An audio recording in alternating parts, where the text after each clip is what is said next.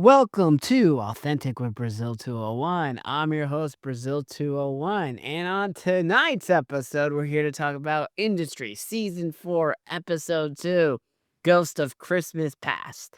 And I gotta say, the similarities between this episode of Industry and the season finale of Landman are very similar, of leaving their multi-billion-dollar corporations to go out on their own, and the whole aspect of your found family and working with your found family and all of it. Fantastic. I am glad we still have 8 more weeks left of Industry, because Industry is one of the best shows on television, and clearly similar to The Pit, is going to be one of the best shows of 2026, which is great, and obviously Landman is still coming in November of '26. But welcome back to the show. And anyway, today we're breaking down Industry Season 4, Episode 2, titled Ghost of Christmas Past, which is easily probably one of the darkest, most intense episode the show has ever done. And we've now had, what is this? This is episode 32, right? And this episode is centered around on Jon Snow, but it also kind of gives us major movement for what Harper and her quiet return to power. So the episode starts off before the events of the season premiere, rewinding us to Jon Snow's parliamentary campaign. He was running for office and he loses in not a humiliating fashion, but he loses in a pretty close vote to the Labor Party. And because a protest candidate, Binface, yes, Binface, a man in a trash can costume, siphoned off enough votes to lose. And it was interesting because Jon Snow's loss is very similar to both of Cuomo's losses in the New York City mayoral campaign. The man with all the name recognition and money in the world couldn't beat this upstart campaign. Anyway, it's funny because beside all of like Jon Snow's money, influence, elite connections, and political backing, he gets crushed. And Face's campaign was kind of a symbol of how completely like out of touch Jon Snow was with real people. And Yasmin is sitting in, like, the audience watching the results come in, and you can see the exact moment, like, that Jon Snow breaks. The loss sends him into, like, a full depressive collapse. We then jump forward to Jon Snow's 40th birthday, which takes place around Christmas. I believe we're Christmas 2026, right? And he's barely functioning. He won't get out of bed. He's abusing drugs. He's mixing medication with cocaine. He's spiraling into, like, a self-destruction mess. And Yasmin, who's now been his wife for about 2 years, is desperately trying to hold everything together. She throws him a party, the party that's mentioned in the previous episode, and she gives him his late father's watch, and she tries to manufacture like a version of hope, but nothing happens. Jon Snow is haunted by the fact his father killed himself on Henry's birthday years later, and that trauma is sitting like right underneath the surface, and he's terrified of becoming his father. Now, at the same time,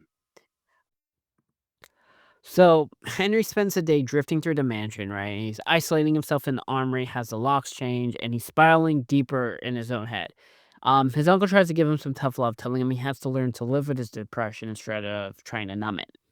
Henry talks about all the treatments he tried. He tried therapy, medication, lithium, ketamine. Nothing has helped. And hovering over all the facts is that, like, when his father killed himself when Henry was young on Ed's birthday, and that trauma has been eating him alive. Meanwhile, the birthday party, which looks like all the costumes were taken from the Gilded Age, as in the other HBO show, have become a surreal like spectacle of excess, corsets, wig, champagne, wealth on full display, while the man at the center of it is like falling apart. Henry gets so high, he embarrasses himself, he spirals, he winds up in a pub starting a fight with a man insulting Yasmin. Only later do we learn that man, known as quote unquote the commander, is actually a hallucination of Henry's dead father. It is one of the most disturbing twists the show has ever done. And while all this is happening, Harper is back in the world again. She's at the party, watching the chaos from the edges. Harper and Yasmin have this long conversation about from the noise. That they talk about how different their lives are now, and how much has changed since Pier Point. Their tensions honestly have this weird tenderness between them. They're no longer rivals, but they're friends, but they're frenemies, and they're two people who survived like a war and came out different on the other side. Hopper offers some advice. Yasmin pushes back. They recognize how complicated the relationship has become. And then we see Haley later in the night. Yasmin goes upstairs and finds Haley asleep in a Northwestern hoodie. God, I gotta say, Kieran Shipka looks so good this season, and she's gotten so hot. You go, Sabrina. And it's a moment in the middle of all the chaos where Yasmin jokes about them sharing a room. Haley's presence feels weird, as well as Yasmin's aunt was caught sucking dick of some dude, and Yasmin ends up kicking out the aunt on Christmas night. And at the end of the night, right, Henry reaches his lowest, not fuck, okay, Jon Snow reaches his lowest point. He's sitting alone in a garage with a car running, and it looks like he's ready to die. But Yasmin's voice reaches him. He wakes up, drives back to the house, and they reconnect, and they have hot sex on the car in broad daylight. Um, Jon Snow opens up about the father's suicide. He tells Yasmin he'll take a new job offer from Whitney at Tender, and then he suggests they try for a child.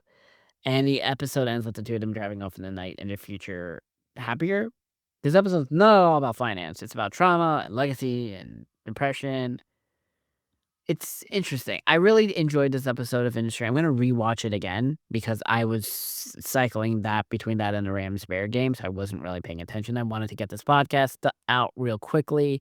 I know it's haphazard, but it is what it is, and listen, I love Industry. I rewatched the episodes, like, 3 times, and I think the Game of Thrones show premiered tonight or premieres next week. I have seen the 6 episodes of that. I I know I think I can talk about it yet. I'm just gonna say, I've seen the 6. Thankfully, I've seen the 6. Episode 4 and 6 are the only good ones from those 6 episodes of Knights of the Seven Kingdom, that's all I'm gonna say. I'm glad I don't have to, like, wait weekly for that show because I would've been fucking strongly disappointed.